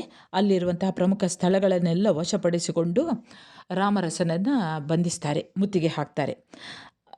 ಬಂಧನ ಮಾಡುವ ಮೊದಲು ಅಂದರೆ ಏನಾಯಿತು ಅಂತ ಇವನಿಗೆ ಏನಂತಲೇ ಗೊತ್ತಾಗೋದಿಲ್ಲ. ರಾಮರಸ ಈ ಕೋಟೆ ಒಳಗೆ ಹೇಗೆ ಇಷ್ಟೆಲ್ಲ ಜನ ಬಂದರು ಅಂತ ಅವನೇನು ಮಾಡ್ತಾನೆ, ಕತ್ತು ಹಿಡ್ಕೊಂಡು ಹೊರಗೆ ಬರ್ತಾನೆ. ಶತ್ರುಗಳು ಅವನ ಕಡೆಗೆ ನುಗ್ತಾರೆ. ಗುಂಪಿನಲ್ಲಿ ಕಸ್ತೂರಿ ನಾಯಕನನ್ನು ಕಂಡು ರಾಮರಸ ಹೇಳ್ತಾನೆ, ಏನಾಯ್ತು ಕಸ್ತೂರಿ, ಜನವನ್ನು ಕೂಗು ನಡೆ ಅಂತಾನೆ. ಆದರೆ ಕಸ್ತೂರಿ ನಾಯಕ ಏನು ಮಾಡ್ತಾನೆ, ಈ ಮರಾಠಿಯವರೊಟ್ಟಿಗೆ ಸೇರಿ ರಾಮರಸ ನಾಯಕನನ್ನು ತೋರಿಸ್ತಾನೆ, ಅಂದರೆ ಅವನನ್ನು ಕೊಲ್ಲಿ ಅಂತ. ಮೇಲೇರಿ ಬಂದ ಮರಾಠಿಯವರೊಂದಿಗೆ ತನ್ನ ಕತ್ತಿಯಿಂದ ಅರ್ಧಗಳಿಗೆ ರಾಮರಸ ಹೋರಾಡ್ತಾನೆ. ಆದರೆ ಅವನು ಇದ್ದದ್ದು ಒಬ್ಬ, ಎದುರು ಬಿದ್ದವರು ತುಂಬ ಜನ. ಅವರಲ್ಲೊಬ್ಬ ರಾಮರಸನನ್ನು ಕತ್ತಿಯಿಂದ ಇರೀತಾನೆ. ಅದು ಎದೆ ಬಳಿ ಚುಚ್ಚಿ ರಾಮರಸ ಸತ್ತು ಕೆಳಗೆ ಉರುಳ್ತಾನೆ. ಈ ಕೋಟೆ ಮರಾಠಿಯವರ ಪಾಲಾಗ್ತದೆ. ಕಸ್ತೂರಿ ನಾಯಕ ಮರಾಠಿಯವರ ಕೈಗೆ ಊರನ್ನು ಕೊಟ್ಟು ಬಿಟ್ಟ ಅಂತ ಊರಲ್ಲೆಲ್ಲ ಮಾತು ಹಬ್ತದೆ. ಗಿರಿಜವೇ ತನ್ನ ತಮ್ಮನಿಂದ ಎಂತಹ ಅನಾಹುತ ಉಂಟಾಯ್ತಲ್ಲ ಅಂತ ಬಹಳಷ್ಟು ಚಿಂತೆ ಮಾಡ್ತಾಳೆ. ಅಯ್ಯೋ, ನಾನು ಈ ಅರಮನೆಗೆ ಬಂದದ್ದು ಮಾರಿಯ ಹಾಗೆ ಆಯ್ತಲ್ಲ ಅಂತ ದುಃಖಿಸ್ತಾಳೆ. ಈ ಲಕುಮವ್ವೆ ಶತ್ರುಗಳಿಂದ ಬಿಡುಗಡೆಯಾಗಲು ಕಪ್ಪ ಕಾಣಿಕೆಯನ್ನು ಕೊಡ್ತೇನೆ ಅಂತ ಅವಳು ಪ್ರಧಾನಿಯನ್ನು ಕೇಳ್ತಾಳೆ. ಬೊಕ್ಕಸವೇ ಮರಾಠರ ಕೈಯಲ್ಲಿ ಇರುವಾಗ ಕಪ್ಪವನ್ನು ಹೇಗೆ ಕೊಡುವುದು ಅಂತ ಅವನು ಪ್ರಧಾನಿ ಹೇಳ್ತಾನೆ. ರಾಮರಸನ ಪ್ರಾಣ ಹೋಗುವುದನ್ನು ಮೊದಲೇ ತಿಳಿದಿದ್ದ ಮರಾಠರ ದಳಪತಿ ಆತನ ಪ್ರಾಣ ಹೋದ ಕೂಡಲೇ ತನಗೆ ತಿಳಿಸುವಂತೆ ಈ ಕಸ್ತೂರಿ ನಾಯಕನಿಗೆ ಹೇಳಿರ್ತಾನೆ. ಅದರಂತೆ ಆ ಸುದ್ದಿ ಬಂದ ತಕ್ಷಣ ಆತ ಕಸ್ತೂರಿ ನಾಯಕನೊಂದಿಗೆ ಅರಮನೆಯ ಒಳಗೆ ಬರ್ತಾನೆ. ತಾನು ರಾಮರಸರ ಸಂಸ್ಕಾರಗಳಿಗೆಲ್ಲ ಏರ್ಪಾಡು ಮಾಡುವುದಾಗಿ ಧೈರ್ಯ ಹೇಳ್ತಾನೆ. ಆಗ ಲಕುಮವ್ವೆ, ಊರು ಗೆದ್ದ ಮೇಲೆ ನೀವೇ ಕರ್ತರು, ಎಲ್ಲ ಸರಿಯಾಗಿ ನಡೆಸುವುದಕ್ಕೆ ನೀವೇ ಬಾಧ್ಯರು ಅಂತ ಹೇಳಿ ರಾಮರಸ ನಾಯಕನ ಮಗನನ್ನು ಗದ್ದಿಗೆಯ ಮೇಲೇರಿಸಿ ಅವನನ್ನು ಮರಾಠ ಸಾಮಂತನನ್ನಾಗಿ ಕಾಣಬೇಕು ಅಂತ ಅವರ ಹತ್ತಿರ ಅವಳು ಬೇಡಿಕೊಳ್ತಾಳೆ ಲಕುಮವ್ವೆ. ಕಸ್ತೂರಿ ನಾಯಕನೊಂದಿಗೆ ಅರಮನೆಗೆ ಬಂದ ಮರಾಠ ದಳಪತಿಯ ನೇತೃತ್ವದಲ್ಲಿ ರಾಮರಸ ನಾಯಕನ ಅಂತ್ಯ ಸಂಸ್ಕಾರಕ್ಕೆ ಉತ್ತರ ಕ್ರಿಯೆಗೂ ಕೂಡ ಎಲ್ಲ ಏರ್ಪಾಡಾಗ್ತದೆ. ರಾಮರಸನ ಉತ್ತರ ಕ್ರಿಯೆ ಮತ್ತು ಉತ್ತರಾಧಿಕಾರ ಕುರಿತಂತೆ ದಳಪತಿ ಹೇಳ್ತಾ ಇದ್ದ. ಯಾವೊಂದು ಮಾತು ಕೂಡ ಪಾಪ ಗಿರಿಜವ್ವೆಗೆ ಕೇಳ್ತಾ ಇರಲಿಲ್ಲ. ಅವಳು ಅರಸ ಸತ್ತು ಬಿದ್ದಾಗ ಮಗನ ಉತ್ತರಾಧಿಕಾರದ ಮಾತೇನು ಎಂಬುದು ಅವಳ ಉದಾಸೀನ ಭಾವವಾಗಿತ್ತು. ಅಂದರೆ ರಾಜನೇ ಸತ್ತು ಬಿದ್ದ ನಂತರ ಈ ಮಗುವನ್ನು ಹಿಡ್ಕೊಂಡು ಉತ್ತರಾಧಿಕಾರಿ ಮಾಡುವುದು ಏನು ಅನ್ನುವಂಥದ್ದು. ಅಷ್ಟೇ ಅಲ್ಲ, ತಮ್ಮನೇ ಮರಾಠಿಯವರೊಂದಿಗೆ ಒಂದಾಗಿ ಉಂಡ ಮನೆಗೆ ಎರಡು ಬಗೆದನಲ್ಲ ಅಂತ ಅವಳು ಬಹಳಷ್ಟು ಒಳಗೊಳಗೆ ಅವಳು ಬೇಸರವನ್ನು ದುಃಖ ಪಡ್ತಾಳೆ. ತಮ್ಮ ಬಂದು ಹತ್ತಿರ ನಿಂತಾಗ ಅವನ ಮುಖ ಕೂಡ ಅವಳು ನೋಡುವುದಿಲ್ಲ. ಕಸ್ತೂರಿ ನಾಯಕ ತಲೆ ತಗ್ಗಿಸಿಕೊಂಡೇ ನಿಲ್ತಾನೆ. ಇಷ್ಟೆಲ್ಲ ನೋಡಿದ ದಳಪತಿಗೆ ಲಕುಮವ್ವೆಯ ಸ್ಥೈರ್ಯ, ಗಿರಿಜವ್ವೆಯ ಪತಿ ಪರಾಯಣತೆ ಇವೆರಡರಲ್ಲಿ ಒಂದಕ್ಕಿಂತ ಒಂದು ಶ್ಲಾಘ್ಯವಾದುದು ಅಂತ ತೋರ್ತದೆ. ಗಿರಿಜವ್ವೆ ಬಹಳ ಚೆಲುವೆಯಾದವಳು, ಅವಳನ್ನು ನಾನು ಒಲಿಸಿಕೊಳ್ಬೇಕು, ತನ್ನೊಡನೆ ಅವಳು ಇರಬೇಕು ಅಂತ ಅವನಲ್ಲೊಂದು ಅತಿ ಆಸೆ ಬರ್ತದೆ. ರಾಮರಸ ನಾಯಕನ ಉತ್ತರ ಕ್ರಿಯೆ ಮುಗಿದು 3 ದಿನ ಕಳೀತದೆ. ಈ ಮಧ್ಯೆ ಕಸ್ತೂರಿಗೂ ದಳಪತಿಗೂ ಮುಂದಿನ ಏರ್ಪಾಡಿನ ವಿಷಯದಲ್ಲಿ ಮನಸ್ತಾಪ ಕಾಣಿಸ್ತದೆ. ರಾಮರಸ ನಾಯಕನ ಮಗನನ್ನು ಗದ್ದಿಗೆಗೆ ಏರಿಸಿ ಲಕುಮವ್ವೆ ಕಸ್ತೂರಿ ನಾಯಕನನ್ನು ಅವನ ರಕ್ಷಣೆಗೆ ನಿಲ್ಲಿಸಿ ತಾನು ಗಿರಿಜವ್ವೆಯನ್ನು ಕರ್ಕೊಂಡು ಹೋಗುವುದು ಮರಾಠಿ ದಳಪತಿಯ ಹುನ್ನಾರವಾಗಿತ್ತು, ಒಂದು ಸಂಚಾಗಿತ್ತು. ಅಂದರೆ ಕಸ್ತೂರಿ ನಾಯಕನನ್ನು ಆ ಮಗುವಿನ ರಕ್ಷಣೆಗೆ ನಿಲ್ಲಿಸೋದು, ತಾನು ಗಿರಿಜವ್ವೆಯನ್ನು ಕರ್ಕೊಂಡು ಹೋಗುವುದಂತ. ಇದನ್ನು ಕಸ್ತೂರಿ ನಾಯಕನಿಗೆ ಹೇಳಿದಾಗ ಆತ ಇದನ್ನು ಒಪ್ಪುವುದಿಲ್ಲ. ಅವನೇನು ಮಾಡ್ತಾನೆ, ಅವನ ಪ್ರಕಾರ ಗದ್ದಿಗೆಯನ್ನು ಏರಬೇಕಾದವನು ತಾನು, ತನ್ನ ನಂತರ ಸೋದರಳಿಯ ಏರಬೇಕಿತ್ತು. ಗಿರಿಜವ್ವೆ ಇದಕ್ಕೆ ಒಪ್ಪಿಗೆ, ಅದು ನಿನ್ನೊಟ್ಟಿಗೆ ಅವಳು ಬರ್ತೇನೆ ಅಂತ ಒಪ್ಪಿದರೆ ಮಾತ್ರ ಧಾರಾಳವಾಗಿ ನೀನು ಕರ್ಕೊಂಡು ಹೋಗು ಅನ್ನುವಂಥ ಮಾತನ್ನು ಹೇಳ್ತಾನೆ. ಆಗ ಗದ್ದಿಗೆಯನ್ನು ಯಾರು ಏರಬೇಕು ಅನ್ನುವಂಥ ವಿಷಯದಲ್ಲಿ ಹೀಗೆ ಇಬ್ಬರಲ್ಲಿಯೂ ಕೂಡ ವಾದ ವಿವಾದಗಳು ಆಗ್ತದೆ. ಆಗ ದಳಪತಿ ಲಕುಮವ್ವೆ ಗಿರಿಜೆಯವರನ್ನು ಪ್ರತ್ಯೇಕ ವಿಚಾರಣೆಗೆ ಅವನು ಕರೆಸ್ತಾನೆ, ಯಾರನ್ನು ಮಾಡಬೇಕು ಅಂತ. ಆದರೆ ಅವರಿಬ್ಬರ ವಿಚಾರ ಒಂದೇ ಆಗಿತ್ತು, ರಾಮರಸ ನಾಯಕನ ಮಗುವನ್ನೇ ಗದ್ದಿಗೆಗೆ ಏರಿಸಬೇಕು ಅನ್ನುವಂಥದ್ದು. ದಳಪತಿ ಆ ಮಾತು ಈ ಮಾತು ಆಡಿ ಕೊನೆಗೆ ಗಿರಿಜವ್ವೆ ತನ್ನ ವಶವಾಗಬೇಕು ಅಂತ ಹೇಳ್ತಾನೆ. ಆಗ ಈ ಮಾತನ್ನು ಕೇಳಿದ ತಕ್ಷಣ ತನ್ನ ತಲೆಯನ್ನು ತಗ್ಗಿಸಿಕೊಂಡಿದ್ದಂತಹ ಗಿರಿಜವ್ವೆ ಈಗ ಕಸ್ತೂರಿ ನಾಯಕನ ಮುಖವನ್ನು ನೋಡಿ ಅವನು ಇದಕ್ಕೆ ಒಪ್ಪಿದ್ದಾನೆ ಅಂತ ಕೇಳ್ತಾಳೆ. ಆಗ ದಳಪತಿ ಹೇಳ್ತಾನೆ, ಹೌದು, ಗಿರಿಜವ್ವೆ ದಳಪತಿಯನ್ನು ಮದುವೆ ಆಗಲು ಒಪ್ಪಿದರೆ ತಾನು ನಾಯಕನಾಗಿ ಮುಂದುವರಿಯಲಿಕ್ಕೆ ಅವನು ಒಪ್ತಾನೆ ಅಂತ ಅವನದೇ ಒಪ್ಪಿದ್ದಾನೆ ಅನ್ನುವಂಥದ್ದು. ಅದೇ ಈ ಕಸ್ತೂರಿ ನಾಯಕನ ಯೋಚನೆ ಕೂಡ ಆಗಿತ್ತು. ಅಲ್ಲದೆ ಅವಳು ದಳಪತಿಯೊಂದಿಗೆ ಹೊರಟು ಹೋಗಬೇಕಾದರೆ ಮಗು ಇಲ್ಲಿರುವುದಿಲ್ಲ, ಯಾಕಂದರೆ ಅದು ಸಣ್ಣ ಮಗು. ಆಗ ಹೆಸರಿಗೆ ಮಾತ್ರ ಮಗು ನಾಯಕನಾಗಿರ್ತಾನೆ, ತಾನು ನಿಜವಾದ ನಾಯಕನಾಗಲು ಅನುಕೂಲವಾಗ್ತದೆ ಎನ್ನುವುದು ಕೂಡ ಅವನ ಯೋಚನೆ ಆಗಿತ್ತು. ತನ್ನ ತಮ್ಮನೇ ದಳಪತಿಯೊಂದಿಗೆ ತಾನು ಹೋಗಲು ಒಪ್ಪಿದ್ದನ್ನು ಕೇಳಿದಂಥ ಗಿರಿಜವ್ವೆ ಒಂದು ನಿಮಿಷ ಯೋಚನೆ ಮಾಡ್ತಾಳೆ. ಆಯಿತು, ನಾನು ಇದಕ್ಕೆ ಒಪ್ಪಿದ್ದೇನೆ ಅಂತ ಹೇಳಿ ಅರಮನೆಗೆ ಅವಳು ಹೊರಟು ಬರ್ತಾಳೆ. ಇದೇ ಮಾತನ್ನು ಲಕುಮವ್ವೆಗೂ ಹೇಳ್ತಾಳೆ. ಇದಕ್ಕೆ ಏನು ಉತ್ತರ ಕೊಡುವುದು ಅಂತ ತಿಳಿಯಲಾರದ ಲಕುಮವ್ವೆ ತನ್ನನ್ನು ಕಾಣಲು ಬಯಸಿದರೂ ಗಿರಿಜವ್ವೆ ಅದಕ್ಕೆ ಒಪ್ಪುವುದಿಲ್ಲ. ಅಂದರೆ ಲಕುಮವ್ವೆ ಗಿರಿಜವ್ವನನ್ನು ನೋಡ್ತೇನೆ ಅಂತ ಅವಳು ಹೇಳಿ ಕಳಿಸಿದರೂ ಕೂಡ ಗಿರಿಜವ್ವೆ ಒಪ್ಪುವುದಿಲ್ಲ. ರಾಮರಸನ ಉತ್ತರ ಕ್ರಿಯೆಗಳೆಲ್ಲ ಮುಗಿದ 5ನೆಯ ದಿನದ ಮೇಲೆ ಸಂಬಂಧಕ್ಕೆ ದಿನ ಗೊತ್ತಾಗ್ತದೆ, ಅಂದರೆ ಅವಳನ್ನು ಮದುವೆ ಆಗುವಂಥದ್ದು. ಆದರೆ ಹಿಂದಿನ ದಿನ ಗಿರಿಜವ್ವೆ ಮಾರನೆಯ ದಿನ ತಾನೂ ತನ್ನ ತಮ್ಮನು ಊರಿನವರಿಗೆಲ್ಲ ತಿಳಿಯುವಂತೆ ಊರ ಸುತ್ತ ಮೆರವಣಿಗೆ ಹೊರಟು ಅವರು ಕೋಟೆಗೆ ಗೋಡೆಯ ಮೇಲೆ ಬರಬೇಕೆಂದು, ಅನಂತರ ತಾನು ಸಂಬಂಧವಾಗುವುದು ಮತ್ತು ಕಸ್ತೂರಿ ನಾಯಕ ಗದ್ದಿಗೆ ಏರುವುದು, ಅಂದರೆ ತಾನು ದಳಪತಿಯನ್ನು ಮದುವೆ ಆಗ್ತೇನೆ, ನಂತರ ಕಸ್ತೂರಿ ನಾಯಕ ಇಲ್ಲಿಯ ಸಾಮಂತ ನಾಯಕ ಪಾಳೆಗಾರನಾಗ್ತಾನೆ ಅಂತ ಅವಳು ಹೇಳಿ ಕಳಿಸ್ತಾಳೆ. ಮಾರನೆಯ ದಿನ ಗಿರಿಜವ್ವೆ ಬೆಳಗಾಗಿ ಎದ್ದು ಸ್ನಾನ ಮಾಡಿ ದೇವರ ಪೂಜೆಯನ್ನೆಲ್ಲ ಮುಗಿಸ್ತಾಳೆ. ಅನಂತರ ಮಗುವನ್ನು ಎತ್ತಿಕೊಂಡು ಲಕುಮವ್ವೆಯ ಬಳಿಗೆ ಬರ್ತಾಳೆ. ಆಗ ಅವಳು ಲಕುಮವ್ವೆಯ ಬಳಿಯಲ್ಲಿ ಹೇಳ್ತಾಳೆ, ಇದು ನನ್ನ ಹಣೆಯಲ್ಲಿ ಬರೆದಿತ್ತು, ಇಂದಿನಿಂದ ಈ ಮಗು ನಂದಲ್ಲ, ನಿಮ್ಮದು, ಇದನ್ನು ಕಾಪಾಡುವ ಹೊಣೆಯೇ ನಿಮ್ಮದು ಅಂತ ಹೇಳಿ ನನಗೆ ಒಳ್ಳೆಯದಾಗಲಿ ಅಂತ ಹರಸಿ ಅಂತ ಕೇಳ್ಕೊಳ್ತಾಳೆ. ಆಗ ಲಕುಮವ್ವೆ, ನಿನ್ನ ಬುದ್ಧಿಯೆಲ್ಲ ಎಲ್ಲಿ ಹೋಯಿತು? ಅವನು ಕೇಳಿದರೆ ಬೇಡವೆನ್ನುವುದಕ್ಕೆ ನಿನಗೆ ತಿಳಿಯಲಿಲ್ವೇ? ಈಗಲೂ ಇಷ್ಟವಿಲ್ಲದಿದ್ದರೆ ಬೇಡ ಅನ್ನು, ಯಾಕೆಂದರೆ ದಳಪತಿಯನ್ನು ಮದುವೆ ಆಗಲಿಕ್ಕೆ ನಿನಗೆ ಮದುವೆ ಆಗು ಅಂತ ಹೇಳಿದಾಗ ಆವಾಗಲೇ ನಿನಗೆ ಬೇಡ ಅಂತ ಹೇಳಬಹುದಿತ್ತಲ್ಲ. ಈಗ ಯಾಕೆ ನೀನು ಮದುವೆ ಆಗಲಿಕ್ಕೆ ನಿನಗೆ ಇಷ್ಟ ಇಲ್ಲದಿದ್ದರೆ ಈಗಲೂ ಬೇಡ ಅಂತ ಹೇಳು ಅಂತ ಅವಳು ತಡೆಯಲಿಕ್ಕೆ ಪ್ರಯತ್ನಿಸ್ತಾಳೆ. ಆದರೆ ಗಿರಿಜವ್ವೆ ತನ್ನ ನಿಲುವನ್ನು ಬದಲಿಸುವುದಿಲ್ಲ.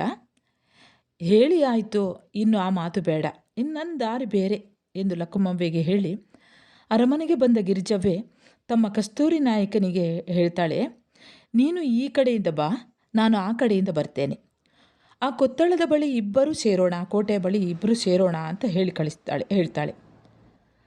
ಹಾಗೆ ಈ ಉತ್ಸವವು ಕೂಡ ಹೊರಡ್ತದೆ. ಒಂದು ರೀತಿಯಲ್ಲಿ ಉತ್ಸವ ಇರ್ತದೆ ಅಲ್ಲಿ. ಗಿರಿಜವ್ವೆಯ ಏರ್ಪಾಡಿನಂತೆ ಮೆರವಣಿಗೆ ಕೊತ್ತಳಕ್ಕೆ ಬರ್ತದೆ. ಅಕ್ಕ ತಮ್ಮರಿಬ್ಬರೂ ಕೂಡ ಸೇರ್ತಾರೆ. ಅವಳು ಆಚಿಂದ ಬಂದಿದ್ದಾಳೆ, ಇವನು ಈಚಿಂದ ಬಂದಿದ್ದಾಳೆ. ಆಗ ಗಿರಿಜವ್ವೆ ಚೇಟಿಯ ಕೈಯಿಂದ, ಅಂದರೆ ಅಲ್ಲಿದ್ದಂತಹ ದಾಸಿಯರ ಕೈಯಿಂದ ಆರತಿಯ ತಟ್ಟೆಯನ್ನು ಪಡ್ಕೊಳ್ತಾಳೆ. ತಮ್ಮನಿಗೆ ಆರತಿಯನ್ನು ಬೆಳಗ್ತಾಳೆ ಮತ್ತು ಆ ತಟ್ಟೆಯನ್ನು ಆ ಚೇಟಿಯ ಕೈಗೆ ಕೊಟ್ಟು ಬಿಡ್ತಾಳೆ. ನಂತರ ಗಿರಿಜವ್ವೆ ಸ್ವಲ್ಪ ನಗ್ತಾ ತಮ್ಮನನ್ನು ಕುರಿತು ಮೃದುವಾಗಿ ಈ ರೀತಿಯ ಮಾತನ್ನು ಹೇಳ್ತಾಳೆ, ಕಸ್ತೂರಿ, ನಿನ್ನಿಂದ ನನಗೆ ಈ ಪದವಿ ಬಂತು, ನಿನ್ನನ್ನು ನಾನು ಮರೆಯಬಾರದು, ನಿನಗೂ ಗದ್ದಿಗೆಯ ಮೇಲೆ ಆಸೆ ಎಂದು ಹೇಳಿ ಫಸ್ಟಿಗೆ ಮೃದುವಾಗಿ ಹೇಳ್ತಾಳೆ.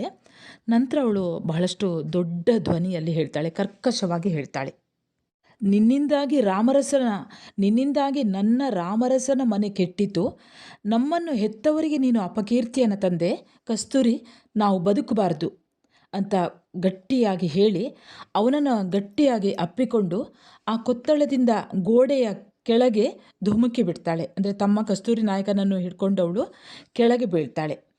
ಜನರು ಗಟ್ಟಿಯಾಗಿ ಅಂತ ಅಯ್ಯೋ ಅಂತ ಕಿರ್ಚುವ ಮೊದಲೇ ಆ ಗದ್ದಿಗೆಯ ಬಂಡೆಗೆ ಬಂಡೆ ತಾಗಿ ಅವರಿಬ್ಬರು ಪ್ರಾಣ ಕಳೆದುಕೊಳ್ತಾರೆ. ಹೀಗೆ ಆ ಗದ್ದಿಗೆಯ ಬಂಡೆಯಿಂದ ಮತ್ತೆ ಆ ಅಕ್ಕ ತಮ್ಮ ಇಬ್ಬರೂ ಕೂಡ ಗದ್ದಿಗೆಯಿಂದ ಆ ಬಂಡೆಯಿಂದ ಕೆಳಗೆ ಬೀಳ್ತಾರೆ. ಇಲ್ಲಿಂದ ಮತ್ತೆ ರಾಮರಸನ ಮಗ ನಿಜಗಲ್ಲಿನ ನಾಯಕನಾಗ್ತಾನೆ. ಲಕುಮವ್ವೆ ಅವನನ್ನು ಮರಾಠಿಯವರ ವಶವರ್ತಿಯಾಗಿಸಿ ಊರ ಮುಖಂಡರ ಸಹಾಯದಿಂದ ರಾಜ್ಯದ ಆಡಳಿತವನ್ನು ನಡೆಸ್ತಾಳೆ. ಊರಿಗೆ ಉಪದ್ರವದ ಹಾಗೆ ಬಂದಿದ್ದಂತಹ ಈ ತಮ್ಮನನ್ನು ಕೊನೆಗಾಣಿಸಿದ ಗಿರಿಜವ್ವೆಯನ್ನು, ಅಂದರೆ ಮುಂದಕ್ಕೆ ಅವನಿಂದ ಊರಿಗೆ ಮತ್ತೆ ತೊಂದರೆ ಉಂಟಾಗೋದು ಬೇಡ ಅಂತ ಅವಳು ಅವನನ್ನು ಹಿಡ್ಕೊಂಡೇ ಸಾಯುವಂಥದ್ದು. ಇಂತಹ ಒಂದು ಗಿರಿಜವ್ವೆಯನ್ನು ಜನರು ಬಹಳಷ್ಟು ಪ್ರೀತಿಯಿಂದ ನೆನೆಯುತ್ತಾರೆ. ಬಹುವರ್ಷ ಊರ ದೇವಿ ಯಾಕೆ ಎಂದು ಅವಳನ್ನು ಪೂಜಿಸಿ ಅವಳ ಹೆಸರಿನಲ್ಲಿ ಪ್ರತಿ ವರ್ಷವೂ ಕೂಡ ಹಬ್ಬವನ್ನು ಮಾಡ್ತಾರೆ. ಆದರೆ ಈಗ ಮಾಸ್ತಿ ವೆಂಕಟೇಶ ಅಯ್ಯಂಗಾರ್ ಹೇಳ್ತಾರೆ, ಆದರೆ ಈಗ ಈ ಹಬ್ಬ ನಡೀತಾ ಇಲ್ಲ. ಇಂದು ಊರು ಪಾಳೆಯಗಾರರನ್ನು ಮರೆತಿದೆ. ಆದರೆ ನಿಜಗಲ್ಲಿಗೆ ಹೋದವರಿಗೆ ಊರಿನ ಜನ ಆ ಗಿರಿಜವ್ವೆಯ ಕಥೆಯನ್ನು ಹೇಳ್ತಾರೆ, ಈಗಲೂ ಹೇಳ್ತಾರೆ. ಆ ವೀರರಮಣಿಯ ಆತ್ಮಯಜ್ಞರಿಂದ ಪವಿತ್ರವಾದ ಯಜ್ಞ ಆದಂತಹ ಆ ಪವಿತ್ರವಾದ ಬಂಡೆಯನ್ನು ಈಗಲೂ ಆ ಊರಿನವರು ತೋರಿಸ್ತಾರೆ. ವಿದ್ಯಾರ್ಥಿಗಳೇ, ಈ ಕಥೆ ಇಲ್ಲಿಗೆ ಮುಕ್ತಾಯವಾಗ್ತದೆ. ಅದೇ ಮೊದಲೇ ಹೇಳಿದಂತಹ 3 ಪ್ರಶ್ನೆಗೆ ಇದೇ ಉತ್ತರ. ಹಾಗೆಯೇ 5 ಅಂಕದ ನಿಜಗಲ್ಲಿನ ರಾಣಿ ಅನ್ನುವಂತಹ ಕಥೆಯ ಸ್ವಾರಸ್ಯವನ್ನು ಬರೆಯಿರಿ ಅನ್ನುವಂಥದ್ದು ಕೂಡ ಬರ್ಬೋದು. ಅದಕ್ಕೂ ಕೂಡ ಇದೇ ಕಥೆಯನ್ನು ಸ್ವಲ್ಪ ಸಂಕ್ಷಿಪ್ತವಾಗಿ ಬರೆದ್ರೆ ಸಾಕಾಗ್ತದೆ. ಹಾಗೆ ಒಂದು 4 ಸಂದರ್ಭ ಇದೆ ನೋಡಿ. ಮೊದಲ ಸಂದರ್ಭ ನಿಮಗೆಲ್ಲ ಗೊತ್ತಿದೆ, ಸಂದರ್ಭ ಯಾವ ರೀತಿ ಬರೆಯಬೇಕು ಅಂತ. ನನಗೆ ಫಲ ಇಲ್ಲದಿದ್ದರೆ ಕುಲ ಏತಕ್ಕೆ ಅಳಿಯಬೇಕು. ಈ ಮೇಲಿನ ಸಾಲನ್ನು ಮಾಸ್ತಿಯವರು ಬರೆದ ನಿಜಗಲ್ಲಿನ ರಾಣಿ ಎನ್ನುವ ಕಥೆಯಿಂದ ಆಯ್ದುಕೊಳ್ಳಲಾಗಿದೆ. ಗಿರಿಜವ್ವೆಯನ್ನು ಮದುವೆಯಾಗುವಂತೆ ಒತ್ತಾಯಿಸುವಂತಹ ಸಂದರ್ಭದಲ್ಲಿ ಲಕುಮವ್ವೆ ರಾಮರಸ ನಾಯಕನಿಗೆ ಈ ಮಾತನ್ನು ಹೇಳುತ್ತಾಳೆ. ಅಂದರೆ ರಾಮರಸ ನಾಯಕ ಲಕುಮವ್ವೆಯನ್ನು ಮದುವೆಯಾಗಿ 10 ವರ್ಷ ಕಳೆದರೂ ಕೂಡ ಮಕ್ಕಳಾಗಿರುವುದಿಲ್ಲ. ಈ ಚಿಂತೆಯಲ್ಲಿ ಮುಳುಗಿದಂತಹ ರಾಮರಸ ಹಲವಾರು ಪುಣ್ಯ ಕಾರ್ಯಗಳನ್ನು ಅವನು ಮಾಡ್ತಾ ಇರ್ತಾನೆ. ಆದರೂ ಕೂಡ ಫಲ ಸಿಕ್ಕುವುದಿಲ್ಲ. ಆಗ ಊರಿನ ಮುಖಂಡರೆಲ್ಲ ಸೇರಿ ಯಾರನ್ನಾದರೂ ದತ್ತು ತೆಗೆದುಕೋ ಅಂತ ಒಂದು ಸಲಹೆಯನ್ನು ನೀಡಿರ್ತಾರೆ. ಆದರೆ ರಾಮರಸ ಒಪ್ಪುವುದಿಲ್ಲ. ಆಗ ಇದನ್ನು ಅರಿತಂತಹ ಲಕುಮವ್ವೆ ತನ್ನ ನೆಂಟರಿಗೆ ಸೇರಿದಂಥ ಗಿರಿಜವ್ವೆ ಅನ್ನುವಂತಹ ಹುಡುಗಿಯನ್ನು ತಂದು ತನ್ನ ಅರಮನೆಯಲ್ಲಿ 2-3 ವರ್ಷ ಇರಿಸಿಕೊಂಡು ನಂತರ ನಾಯಕನ ಕಣ್ಣಿಗೆ ಕಾಣುವ ಹಾಗೆ ಅವಳನ್ನು ಮಾಡಿ ಅವಳನ್ನು ಮದುವೆ ಆಗಬೇಕು ಅಂತ ಕೇಳುವಂತಹ ಸಂದರ್ಭದಲ್ಲಿ ಈ ಮೇಲಿನ ಮಾತನ್ನು ಹೇಳ್ತಾಳೆ. ಇನ್ನು 2ನೇ ಸಂದರ್ಭ ನೋಡಿ. ತಾನಿದ್ದುಕೊಂಡೇ ನನ್ನನ್ನು ಕರೆತಂದಳು, ಅವಳು ಕೊಟ್ಟ ಅರ್ಧ ನನ್ನದು. ಈ ಮೇಲಿನ ಸಾಲನ್ನು ಮಾಸ್ತಿಯವರು ಬರೆದ ನಿಜಗಲ್ಲಿನ ರಾಣಿ ಅನ್ನುವ ಕಥೆಯಿಂದ ಆಯ್ದುಕೊಳ್ಳಲಾಗಿದೆ. ಲಕುಮವ್ವೆಯನ್ನು ನಿರ್ಲಕ್ಷಿಸುವಂತೆ ಅಥವಾ ಅವಳನ್ನು ಒತ್ತಟ್ಟಿಗಿಡುವಂತೆ ಸಂಬಂಧಿಕರು ಪ್ರಯತ್ನಿಸಿದಂಥ ಸಂದರ್ಭದಲ್ಲಿ ಗಿರಿಜವ್ವೆ ಈ ಮಾತನ್ನು ಹೇಳುತ್ತಾಳೆ. ಗಿರಿಜವ್ವೆಯನ್ನು ಮದುವೆಯಾಗಿ ಅವಳಿಗೊಂದು ಮಗುವಾದರೆ ಮನೆ ಉಳಿಯುತ್ತದೆ ಅಂತ ಲಕುಮವ್ವೆ ಅವಳನ್ನು ರಾಮರಸನಿಗೆ ಕೊಟ್ಟು ಮದುವೆ ಮಾಡುತ್ತಾಳೆ. ಆದರೆ ಗಿರಿಜವ್ವೆಗೆ ಆತನ ತಮ್ಮ ಮತ್ತು ತಾಯಿ ಏನೇನೋ ಹೇಳಿಕೊಂಡು ಲಕುಮವ್ವೆಯನ್ನು ನೀನು ಒತ್ತಟ್ಟಿಗಿರಿಸು, ಅವಳನ್ನು ನೀನು ಇದು ಮಾಡಬೇಡ, ಹೊರ ಕಳಿಸು ಅಂತ ಹೇಳಿದಾಗ ಈ ಮೇಲಿನಂತೆ ಹೇಳುತ್ತಾಳೆ. 3ನೇ ಸಂದರ್ಭ ನೋಡಿ. ಹಿಡೀರಿ, ಇವನನ್ನು ಹಿಡೀರಿ. ಈ ಮೇಲಿನ ಸಾಲನ್ನು ಮಾಸ್ತಿಯವರು ಬರೆದ ನಿಜಗಲ್ಲಿನ ರಾಣಿ ಅನ್ನುವಂತಹ ಕಥೆಯಿಂದ ಆಯ್ದುಕೊಳ್ಳಲಾಗಿದೆ. ರಾಮರಸ ನಾಯಕನು ಮರಾಠಿಗರಿಗೆ ಈ ಮೇಲಿನ ಮಾತನ್ನು ಹೇಳ್ತಾನೆ. ನಿಜಗಲ್ಲಿನ ಅರಸ ತಾನೇ ಆಗಬೇಕು ಅಂತ ಕಸ್ತೂರಿ ನಾಯಕ ನಿರ್ಧರಿಸ್ತಾನೆ. ಹೀಗೆ ನಿರ್ಧರಿಸಿದಂತಹ ಆತ ಮರಾಠರೊಂದಿಗೆ ಸೇರಿಕೊಂಡು ಒಳಸಂಚನ್ನು ನಡೆಸ್ತಾನೆ. ತನ್ನನ್ನು ನಿಜಗಲ್ಲಿನ ರಾಜನನ್ನಾಗಿ ಮಾಡಬೇಕು ಅಂತ, ಅದರ ಜೊತೆಯಲ್ಲಿ ರಾಮರಸನನ್ನು ಸೆರೆಯಲ್ಲಿಡಬೇಕು ಅಂತ ರಾತ್ರಿ ಕೋಟೆ ಬಾಗಿಲನ್ನು ಆತ ತೆರೆಯುತ್ತಾನೆ.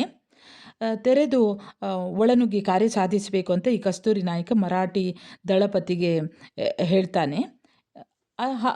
ಅದೇ ರೀತಿಯಲ್ಲಿ ಅವರು ಕೋಟೆಯ ಬಾಗಿಲನ್ನು ತೆರೆಯುತ್ತಾರೆ. ಆಗ ಈ ಮರಾಠಿ ನಾಯಕರು ಎಲ್ಲರೂ ಒಳನುಗ್ತಾರೆ. ಇದನ್ನು ನೋಡಿದಂತಹ ರಾಮರಸ ಕಸ್ತೂರಿ ನಾಯಕನಿಗೆ ಈ ಮೇಲಂತೆ ಹೇಳುತ್ತಾನೆ. 4ನೇ ಸಂದರ್ಭ ನೋಡಿ. ನಿನ್ನಿಂದ ರಾಮರಸನ ಮನೆ ಕೆಟ್ಟಿತು. ಈ ಮೇಲೆ ಸಾಲನ್ನು ಮಾಸ್ತಿಯವರು ಬರೆದ ನಿಜಗಲ್ಲಿನ ರಾಣಿ ಅನ್ನುವಂಥ ಕಥೆಯಿಂದ ಆಯ್ದುಕೊಳ್ಳಲಾಗಿದೆ. ನಿಜಗಲ್ಲಿನ ಪಾಳೆಯದ ರಕ್ಷಣೆಗಾಗಿ ತನ್ನನ್ನು ಕೊನೆಗಾಣಿಸಿ ಜೊತೆಗೆ ತನ್ನ ಪ್ರಾಣ ತ್ಯಾಗ ಮಾಡುವ ಸಂದರ್ಭದಲ್ಲಿ ಗಿರಿಜವ್ವೆ ತಮ್ಮನನ್ನು ಕೊನೆಗಾಣಿಸಿ ತಾನೂ ಕೂಡ ತನ್ನ ಪ್ರಾಣವನ್ನು ತ್ಯಾಗ ಮಾಡುವಂಥ ಸಂದರ್ಭದಲ್ಲಿ ತಮ್ಮನಿಗೆ ಈ ಮಾತನ್ನು ಹೇಳ್ತಾಳೆ. ತನ್ನ ತಮ್ಮ ಕಸ್ತೂರಿ ನಾಯಕನಿಂದ ನಿಜಗಲ್ಲಿನ ಪಾಳೆಯ ನಾಶವಾಗಿ ಆತ ಮರಾಠಿಗರ ವಶವಾಗುವುದು ಇದು ಗಿರಿಜವ್ವೆಗೆ ಸಹಿಸಲು ಸಾಧ್ಯವಾಗುವುದಿಲ್ಲ. ಕಸ್ತೂರಿ ನಾಯಕ ತಾನು ಅರಸನಾಗಬೇಕು ಅಂತ ರಾಮರಸ ನಾಯಕನನ್ನು ಕೂಡ ಮೋಸದಿಂದ ಕೊಲ್ಲಿಸ್ತಾನೆ. ಇನ್ನು ಮುಂದೆ ಗಿರಿಜವ್ವ ಕಸ್ತೂರಿ ನಾಯಕನಿಂದ ಯಾರಿಗೂ ಕೂಡ ಉಳಿಗಾಲ ಇಲ್ಲ. ಅದರಲ್ಲಿಯೂ ಕೂಡ ಮರಾಠಿ ದಳಪತಿಗೆ ತನ್ನನ್ನು ಮದುವೆ, ಅದು ಸ್ವಂತ ಅಕ್ಕನನ್ನೇ ಮದುವೆ ಮಾಡಿಕೊಡುವಂಥ ಹಂತಕ್ಕೆ ತಲುಪಿದಂತಹ ಈ ತಮ್ಮನನ್ನು ಹೀಗೆ ಬಿಟ್ಟರೆ ಯಾರಿಗೂ ಉಳಿಗಾಲ ಇಲ್ಲ ಎಂದುಕೊಂಡು ಆತನನ್ನು ಕೊನೆಗಾಣಿಸುವಂತಹ ನಿರ್ಧಾರಕ್ಕೆ ಮಾಡಿದ ಸಂದರ್ಭದಲ್ಲಿ ಈ ಮೇಲಿನ ಮಾತು ಬಂದಿದೆ. ಹಾಗೆ ವಿದ್ಯಾರ್ಥಿಗಳೇ ಟಿಪ್ಪಣಿ ಬರೆಯಿರಿ. ನಿಜಗಲ್ಲಿನ ರಾಣಿ ಅನ್ನುವಂಥದ್ದು, ಇದನ್ನು ಕೂಡ ಸ್ವಲ್ಪ ಸಂಕ್ಷಿಪ್ತವಾಗಿ ಬರೆಯಿರಿ. ಹಾಗೆ 1 ಅಂಕದ ಪ್ರಶ್ನೆ, ನಿಜಗಲ್ಲಿನ ರಾಣಿ ಕಥೆಯ ಕರ್ತೃ ಯಾರು ಅಥವಾ ಕಥೆಗಾರರು ಯಾರು? ಮಾಸ್ತಿ ವೆಂಕಟೇಶ ಅಯ್ಯಂಗಾರ್. 2ನೇ ಪ್ರಶ್ನೆ, ನಮ್ಮ ಸೀಮೆಯ ಅನೇಕ ಪಾಳೆಯ ಪಟ್ಟುಗಳಲ್ಲಿ ಒಂದು ಯಾವುದು? ಉತ್ತರ ನಿಜಗಲ್ಲು. 3ನೇ ಪ್ರಶ್ನೆ, ನಿಜಗಲ್ಲಿನ ಪ್ರಸಿದ್ಧ ಪಾಳೆಯಗಾರ ಯಾರು? ಉತ್ತರ ರಾಮರಸ ನಾಯಕ. 4ನೇ ಪ್ರಶ್ನೆ, ರಾಮರಸ ಯಾರ ಸಾಮಂತನಾಗಿದ್ದ? ಉತ್ತರ ಮೈಸೂರು ಅರಸರ ಸಾಮಂತನಾಗಿದ್ದ. 5ನೇ ಪ್ರಶ್ನೆ, ರಾಮರಸ ನಾಯಕನ ರಾಣಿಯರು ಯಾರು? ಉತ್ತರ ಲಕುಮವ್ವೆ ಮತ್ತು ಗಿರಿಜವ್ವೆ. 6ನೇ ಪ್ರಶ್ನೆ, ರಾಮರಸ ನಾಯಕನ ತಂದೆ ಯಾರು? ಉತ್ತರ ತಿಮ್ಮರಸ. ಸರಿ ವಿದ್ಯಾರ್ಥಿಗಳೇ, ನಿಜಗಲ್ಲಿನ ರಾಣಿ ಕಥೆಯ ಪ್ರಶ್ನೋತ್ತರ ಮತ್ತು ಸಾರಾಂಶ ಮುಕ್ತಾಯವಾಗ್ತದೆ.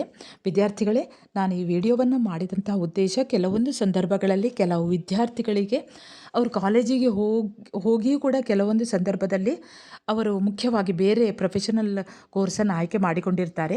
ಆವಾಗ ಅವರಿಗೆ ಪರೀಕ್ಷಾ ಸಂದರ್ಭದಲ್ಲಿ ಮಾತ್ರ ಕೆಲವೊಂದು ವಿದ್ಯಾರ್ಥಿಗಳು ಭಾಷೆಯನ್ನು ಓದ್ತಾರೆ, ಅಂದರೆ ಕನ್ನಡ ಭಾಷೆಯನ್ನು, ಕನ್ನಡ ಪಠ್ಯವನ್ನು ಓದ್ತಾರೆ. ಅಂತಹ ವಿದ್ಯಾರ್ಥಿಗಳಿಗೆ ಉಪಯೋಗವಾಗಲಿ. ಹಾಗೆ ಕೆಲವೊಂದು ವಿದ್ಯಾರ್ಥಿಗಳು ತಮ್ಮ ವಿದ್ಯೆಯನ್ನು ಮುಂದುವರಿಸುತ್ತಾ ವೃತ್ತಿಯಲ್ಲಿ ಇರ್ತಾರೆ, ಕೆಲಸಕ್ಕೆ ಹೋಗಿರ್ತಾರೆ. ಅಂತಹ ವಿದ್ಯಾರ್ಥಿಗಳಿಗೂ ಕೂಡ ಸದುಪಯೋಗವಾಗಲಿ ಅನ್ನುವಂತಹ ಕಾರಣದಿಂದ ಈ ಒಂದು ವಿಡಿಯೋವನ್ನು ಮಾಡಿದ್ದೇನೆ. ವಿದ್ಯಾರ್ಥಿಗಳೇ, ನೀವು ನನ್ನ ಚಾನೆಲ್ಗೆ ಹೊಸಬರಾಗಿದ್ದಲ್ಲಿ ಮೊದಲು ಸಬ್ಸ್ಕ್ರೈಬ್ ಮಾಡುವುದನ್ನು ಮರೆಯದಿರಿ. ಹಾಗೆ ಒಂದು ಲೈಕ್ ಕೊಡಿ, ಕಮೆಂಟ್ ಮಾಡಿ, ನಿಮ್ಮ ಸ್ನೇಹಿತರಿಗೂ ಕೂಡ ಶೇರ್ ಮಾಡಿ. ಮುಂದೆ ಇನ್ನೊಂದು ಹೊಸ ಪಾಠದೊಂದಿಗೆ ಮತ್ತೆ ಬರುತ್ತೇನೆ. ಅಲ್ಲಿಯವರೆಗೆ ನಮಸ್ಕಾರ.